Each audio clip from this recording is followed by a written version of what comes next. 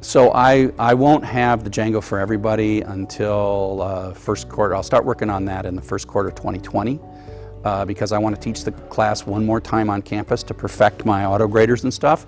And then it'll be a quick time. I'll be quickly try to convert that into a MOOC, whether it's Coursera or edX or simultaneously rolled out on both. I don't know. That's a separate thing because I have to get approval for that. I will build those courses and they will be on my own website by January. They're actually already there. They'll just be in really good shape by the January 2020. So once I've done that, I will put together the C programming for everybody and hardware for everybody. And that will actually take a shorter amount of time because actually those are shorter classes. They're not really specializations.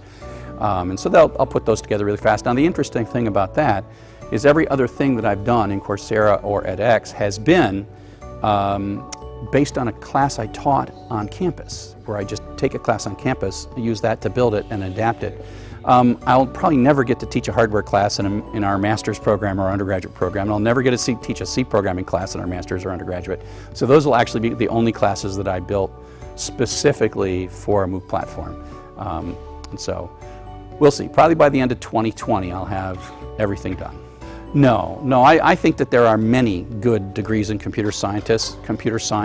I think having a degree in computer science requires a lot of faculty with a lot of different skills.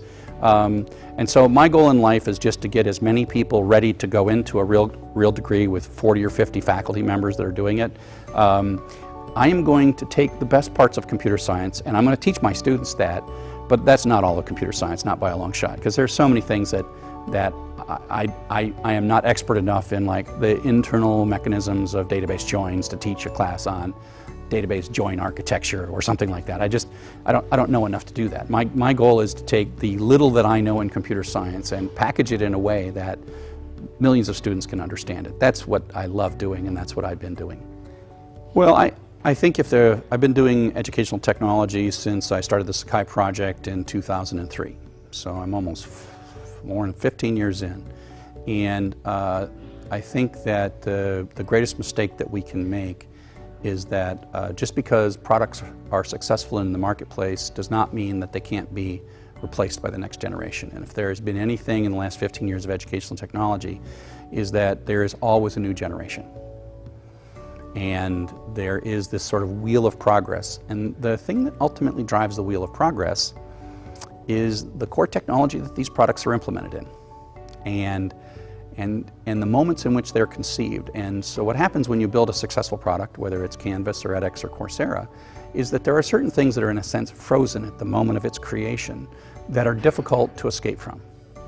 And so I see a future where there are software products, likely not coming from Canvas, not coming from Coursera, not coming from edX, that begin to replace and supplant them.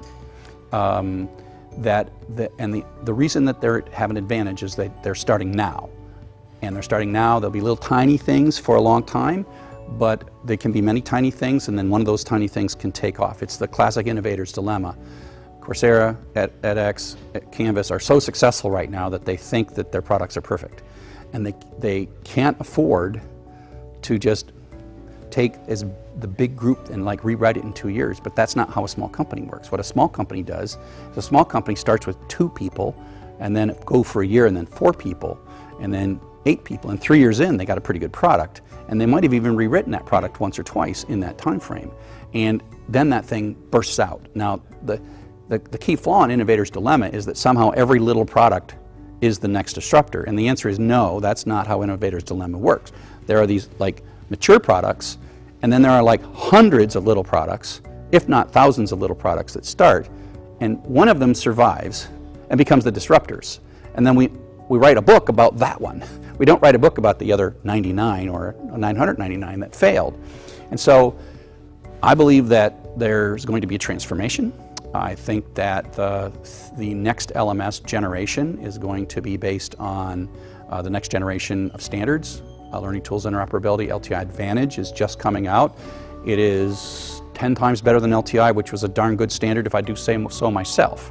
So LTI Advantage is amazing, but none of the current products really are going to be able to take really great advantage of it, whether they be Canvas or edX or whatever. The higher ed education LMSs will do a pretty good job of it. Sakai, Moodle, Blackboard, Desire to Learn, and Canvas will do a pretty good job of it, but I imagine an LMS will be written that will have LTI Advantage as its core unifying model. And so I'm partly here as a happy and satisfied faculty member teaching on edX and successfully teaching on edX. But I'm also here as I'm trying to sort of see where people are at and what the good parts of edX are, and how maybe the next generation of LMSs might take benefit from all of the wonderful experience that the edX software base, which is now 8 years old, what we can gain from that software base and what we can inform the next generation of learning systems using that software. Not losing all the wonderful engineering that went into edX, even though I don't think edX can rewrite itself in a way that will be a dominant product, 5 years from now. Something else will be the dominant product 5 years from now.